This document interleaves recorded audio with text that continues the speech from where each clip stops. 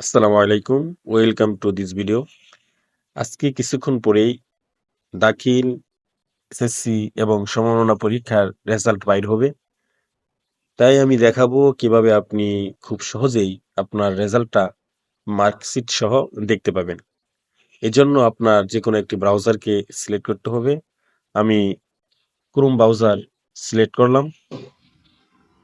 এরপর সার্চ বক্সে গিয়ে সার্চ করবেন education board Bangladesh. Education board Bangladesh লিখে সার্চ করার পর এমন একটি ইন্টারফেস আসবে।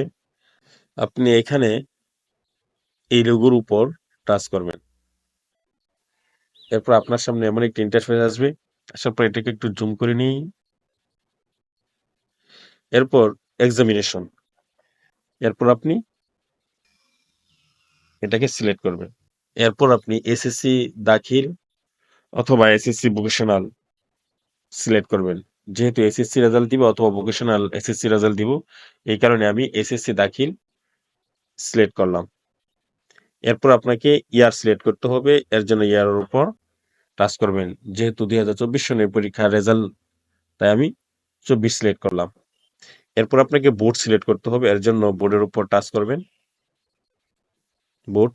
এখন যদি আপনি বরিশাল বোর্ডের হয়ে থাকেন তাহলে বরিশালকে সিলেক্ট করবেন, চিটাগাং হলে চিটাগাং, আর যদি কুমিল্লা বোর্ডের হন তাহলে কুমিল্লা সিলেক্ট করবেন, আর যদি ঢাকা বোর্ডের হন তাহলে ঢাকা, দিনাজপুর হলে দিনাজপুর, যশোর হলে যশোর, ময়মনসিংহ হলে ময়মনসিংহ, রাজশাহী হলে রাজশাহী, সিলেট হলে সিলেট, আর যদি মাদ্রাসা বোর্ডের হন তাহলে মাদ্রাসা সিলেক্ট করবেন। আমি যেহেতু ঢাকা বোর্ডের, ঢাকা সিলেক্ট করলাম। এরপর এইখানে আপনার রোল নাম্বার দিবেন। এরপরে এই জায়গায় আপনার রেজিস্ট্রেশন নাম্বার দিবেন। এরপর ৯ আর ৭ যোগ করলে কত হয় তার ফলটা এইখানে দিয়ে দিতে হবে। অর্থাৎ ৯ আর ৭ যোগ করলে ১৬ হয়, সেটা এখানে দিয়ে দিতে হবে। আমার জায়গায় ৯ আর ৭ আসছে, আপনার সামনে ৯ আর ৭ নাও আসতে পারে, অন্য সংখ্যাও আসতে পারে। যেটাই আসুক আপনি যোগফলটা এই জায়গায় দিয়ে দিবেন। যোগফল এই জায়গায় দিয়ে দেওয়ার পরে যদি আপনি সাবমিট করে দেন, সাবমিট করে দেওয়ার সাথে সাথেই আপনার রেজাল্ট মার্কশিট সহ আপনার সামনে চলে আসবে। এভাবে আপনি আপনার রেজাল্টটা দেখতে পাবেন। আশা করি ভিডিওটা ভালো লেগেছে। Thank you for watching this video.